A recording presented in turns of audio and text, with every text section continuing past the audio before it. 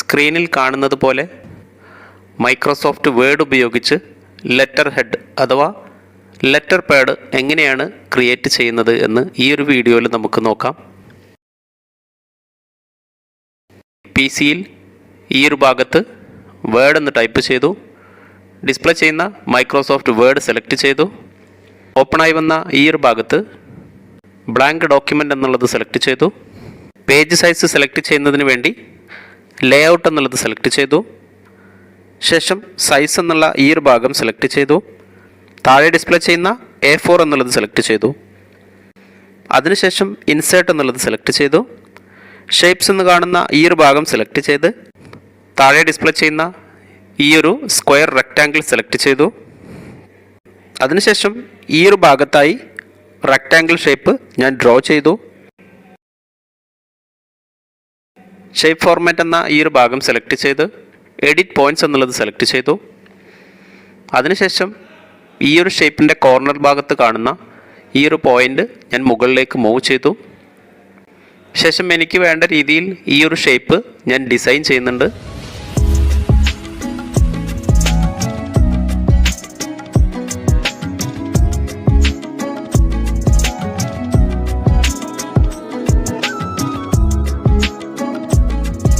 Insert ചെയ്തിരിക്കുന്ന ഈ ഒരു ഷേപ്പ് കളർ ചേഞ്ച് ചെയ്യുന്നതിന് വേണ്ടി ഷേപ്പ് ഫിൽ എന്നുള്ളത് സെലക്ട് ചെയ്ത് ഈ ഒരു ഗ്രീൻ കളർ സെലക്ട് ചെയ്തു. ഷേപ്പ് ഔട്ട്ലൈൻ എന്നുള്ള ഈ ഒരു ഭാഗം സെലക്ട് ചെയ്ത് നോ ഔട്ട്ലൈൻ എന്നുള്ളത് സെലക്ട് ചെയ്തു. ശേഷം ഷേപ്പ് ഫിൽ എന്ന ഈ ഒരു ഭാഗം സെലക്ട് ചെയ്ത് താഴെ ഡിസ്പ്ലേ ചെയ്യുന്ന ഗ്രേഡിയൻ എന്നുള്ളത് സെലക്ട് ചെയ്തു. ഡാർക്ക് വേരിയേഷൻ എന്നുള്ള ഈ ഒരു ഭാഗത്തെ രണ്ടാമത്തെ ലൈനിൽ കാണുന്ന ഈ ഒരു ഡിസൈൻ ഞാൻ സെലക്ട് ചെയ്തു. അതിനുശേഷം ഇൻസേർട്ട് എന്നുള്ളത് സെലക്ട് ചെയ്തു.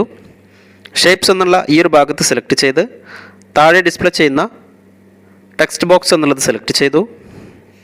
ശേഷം ഈ ഒരു ഭാഗത്തായി ടെക്സ്റ്റ് ബോക്സ് ഡ്രോ ചെയ്തു. ടെക്സ്റ്റ് ബോക്സിൽ ഞാനൊരു സാമ്പിൾ നെയിം ടൈപ്പ് ചെയ്യുന്നുണ്ട്. ABZ സൊല്യൂഷൻസ് പ്രൈവറ്റ് ലിമിറ്റഡ് എന്ന് ടൈപ്പ് ചെയ്തു. ശേഷം ഹോം എന്നുള്ളത് സെലക്ട് ചെയ്ത് ടൈപ്പ് ചെയ്തിരിക്കുന്ന ഈ ഒരു ടെക്സ്റ്റ് സെൻറ്ററിലേക്ക് മൂവ് ചെയ്തു. ഷേപ്പ് ഫോർമാറ്റ് എന്ന ഈ ഒരു ഭാഗം സെലക്ട് ചെയ്ത് ഷേപ്പ് ഫിൽ എന്നുള്ളത് സെലക്ട് ചെയ്തു. ഷേപ്പ് ഫിൽ എന്നുള്ളത് നോ ഫിൽ എന്ന് സെലക്ട് ചെയ്തു. ഷേപ്പ് ഔട്ട്ലൈൻ എന്നുള്ള ഈ ഒരു ഭാഗം സെലക്ട് ചെയ്ത് നോ ഔട്ട്ലൈൻ എന്നുള്ളത് സെലക്ട് ചെയ്തു. അതിനുശേഷം ഈ ഒരു ടെക്സ്റ്റ് സെലക്ട് ചെയ്ത് ഹോം ടാബ് സെലക്ട് ചെയ്തു. ഫോണ്ട് എന്നുള്ള ഈ ഒരു ഭാഗം സെലക്ട് ചെയ്ത് ഫോണ്ട് അവനീർ നെക്സ്റ്റ് LT Pro ഡമി എന്നുള്ളത് സെലക്ട് ചെയ്തു. ഫോണ്ട് സൈസ് എന്നുള്ളത് ഞാൻ 18 എന്ന് സെലക്ട് ചെയ്തു. അതിനുശേഷം ഈ ഒരു ടെക്സ്റ്റ് ബോക്സ് കോപ്പി ചെയ്യുന്നതിന് വേണ്ടി ഈ ഒരു ടെക്സ്റ്റ് ബോക്സ് സെലക്ട് ചെയ്ത് കൺട്രോൾ എന്നുള്ള കീ ഹോൾഡ് ചെയ്ത ശേഷം താഴേക്ക് മൂവ് ചെയ്തു. പുതിയൊരു ടെക്സ്റ്റ് ബോക്സ് ക്രിയേറ്റ് ആയത് കാണാം. ഈ ഒരു ടെക്സ്റ്റ് ബോക്സ് ഞാൻ കുറച്ച് എൻലാർജ് ചെയ്തു. എൻട്രി ചെയ്തിരിക്കുന്ന ഈ ഒരു ടെക്സ്റ്റ് റിമൂവ് ചെയ്ത് ഞാൻ എനിക്ക് വേണ്ട സാമ്പിൾ ടെക്സ്റ്റ് എൻട്രി ചെയ്യുന്നുണ്ട്.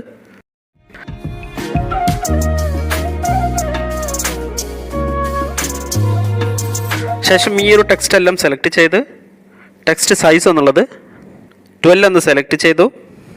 ശേഷം ഈ ഒരു ടെക്സ്റ്റ് ലെഫ്റ്റ് സൈഡിലേക്ക് മൂവ് ചെയ്തു. ഈ ഒരു ബോക്സ് സൈസ് ഞാൻ റെഡ്യൂസ് ചെയ്തു. ഈ ഒരു ടെക്സ്റ്റ് ബോക്സ് സെലക്ട് ചെയ്ത് ഈ ഒരു ഭാഗത്തായി ഞാൻ ഫിക്സ് ചെയ്തു. അതിനുശേഷം ടെക്സ്റ്റുകൾക്കിടയിലെ സ്പേസ് റിമൂവ് ചെയ്യുന്നതിന് വേണ്ടി നോ സ്പേസ് എന്നുള്ളത് സെലക്ട് ചെയ്തു. ഈ ഒരു ബോക്സിൻ്റെ സൈസ് ഞാൻ അറേഞ്ച് ചെയ്യുന്നുണ്ട്. ഈ ഒരു ഭാഗത്തായി ഞാൻ ഫിക്സ് ചെയ്തു. ശേഷം ഈ ഒരു ടെക്സ്റ്റ് സെലക്ട് ചെയ്ത് ടെക്സ്റ്റ് കളർ എന്നുള്ളത് വൈറ്റ് കളർ സെലക്ട് ചെയ്തു. അതിനുശേഷം ഇൻസേർട്ട് എന്നുള്ള ഈ ഒരു ഭാഗം സെലക്ട് ചെയ്ത് ഷേപ്സ് എന്നുള്ള ഈ ഒരു ഭാഗത്തെ റെക്റ്റാങ്കിൾ എന്നുള്ളത് സെലക്ട് ചെയ്തു. ശേഷം ഈ ഒരു ഭാഗത്ത് റെക്റ്റാങ്കിൾ ഷേപ്പ് ഞാൻ ഡ്രോ ചെയ്യുന്നുണ്ട്. ഷേപ്പ് ഔട്ട്ലൈൻ എന്നുള്ള ഈ ഒരു ഭാഗം സെലക്ട് ചെയ്ത് നോ ഔട്ട്ലൈൻ എന്നുള്ളത് സെലക്ട് ചെയ്തു. ഷേപ്പ് ഫിൽ എന്നുള്ള ഈ ഒരു ഭാഗത്ത് ഡാർക്ക് ഗ്രീൻ കളർ സെലക്ട് ചെയ്തു. ഷേപ്പ് ഫോർമാറ്റ് എന്ന ഈ ഒരു ഭാഗം സെലക്ട് ചെയ്ത് എഡിറ്റ് പോയിൻറ്റ്സ് എന്നുള്ളത് സെലക്ട് ചെയ്തു. അതിനുശേഷം ഇൻസേർട്ട് ചെയ്തിരിക്കുന്ന ഈ ഒരു ഷേപ്പ് എനിക്ക് വേണ്ട രീതിയിൽ ഞാൻ അറേഞ്ച് ചെയ്യുന്നുണ്ട്.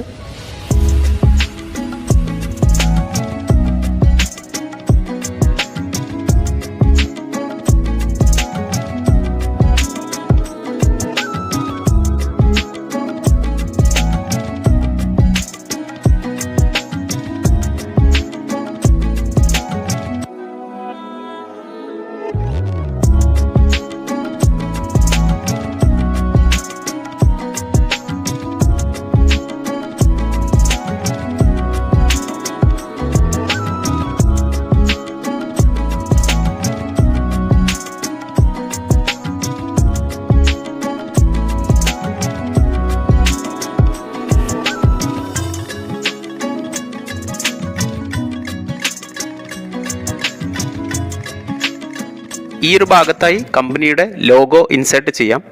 സാമ്പിൾ ലോഗോ ഇൻസേർട്ട് ചെയ്യുന്നതിന് വേണ്ടി ഇൻസേർട്ട് എന്നുള്ളത് സെലക്ട് ചെയ്തു. ഐക്കൺസ് എന്ന് കാണുന്ന ഈ ഒരു ഭാഗം സെലക്ട് ചെയ്തു.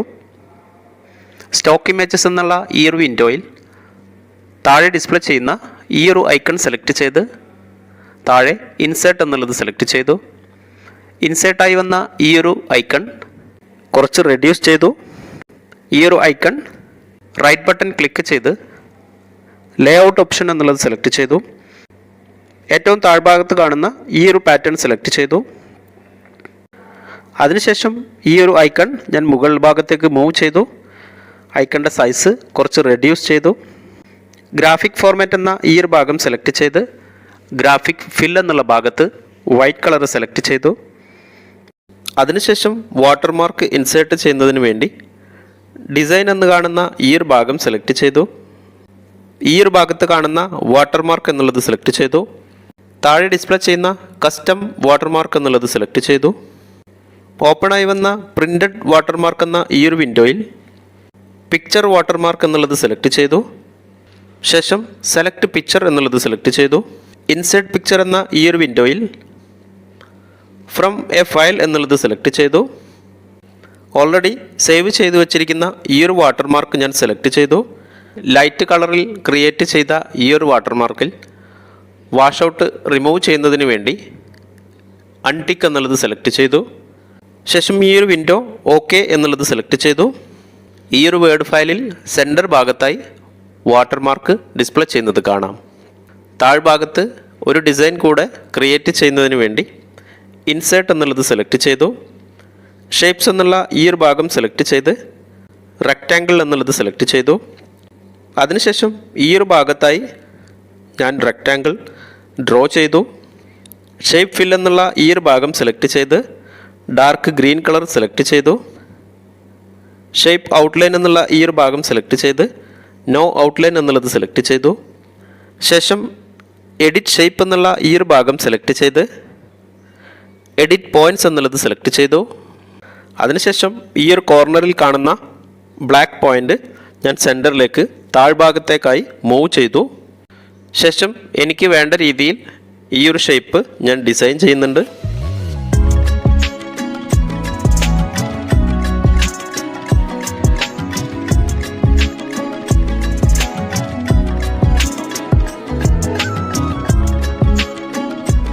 ശേഷം ഡിസൈൻ ചെയ്ത ഈ ഒരു ഷേപ്പിൻ്റെ ഒരു കോപ്പി എടുക്കുന്നതിന് വേണ്ടി കൺട്രോൾ എന്നുള്ള കീ ഹോൾഡ് ചെയ്ത ശേഷം സൈഡിലേക്ക് മൂവ് ചെയ്തു. പേസ്റ്റായി വന്ന ഈ ഒരു ഷേപ്പ് സെലക്ട് ചെയ്ത് ഷേപ്പ് ഫിൽ എന്നുള്ള ഈ ഒരു ഭാഗം സെലക്ട് ചെയ്ത് ലൈറ്റ് ഗ്രീൻ കളർ സെലക്ട് ചെയ്തു. ശേഷം ഈ ഒരു ഷേപ്പ് സെലക്ട് ചെയ്ത് റൈറ്റ് ബട്ടൺ ക്ലിക്ക് ചെയ്ത് സെൻഡ് ടു ബാക്ക് എന്നുള്ളത് സെലക്ട് ചെയ്തു. സൂം ഔട്ട് ചെയ്യുന്ന സമയത്ത് ഈ ഒരു letter pad full view display ചെയ്യുന്നത് കാണാം. ഈ ഒരു ലെറ്റർ പാഡ് നിങ്ങൾക്ക് വേണമെങ്കിൽ PDF-ലേക്ക് കൺവേർട്ട് ചെയ്യാം. PDF-ലേക്ക് കൺവേർട്ട് ചെയ്യുന്നതിന് വേണ്ടി ഫയൽ എന്നുള്ള ഈ ഒരു ഭാഗം സെലക്ട് ചെയ്ത് എക്സ്പോർട്ട് എന്നുള്ളത് സെലക്ട് ചെയ്തു. ശേഷം ഈ ഒരു ഭാഗത്ത് കാണുന്ന ക്രിയേറ്റ് അഡോബ് PDF എന്നുള്ളത് സെലക്ട് ചെയ്തു. സേവ് ആസ് എന്ന ഈ ഒരു വിൻഡോയിൽ സെയിം ഫയൽ നെയിം യൂസ് ചെയ്ത് താഴെ സേവ് എന്നുള്ളത് സെലക്ട് ചെയ്തു. ക്രിയേറ്റ് ചെയ്തിരിക്കുന്ന ഈ ഒരു ലെറ്റർ പാഡ് PDF-ലേക്ക് കൺവേർട്ട് ചെയ്തതായിട്ട് കാണാം. ഈ ഒരു വീഡിയോ നിങ്ങൾക്ക് ഉപകാരപ്പെടുമെന്ന് കരുതുന്നു. വീഡിയോ ഇഷ്ടപ്പെട്ടെങ്കിൽ നിങ്ങളുടെ കൂട്ടുകാരിലേക്കും ഷെയർ ചെയ്യൂ. Microsoft Excel, Word, Malayalam video ട്യൂട്ടോറിയലുകൾക്ക് വേണ്ടി ഈ ചാനൽ സബ്സ്ക്രൈബ് ചെയ്യൂ.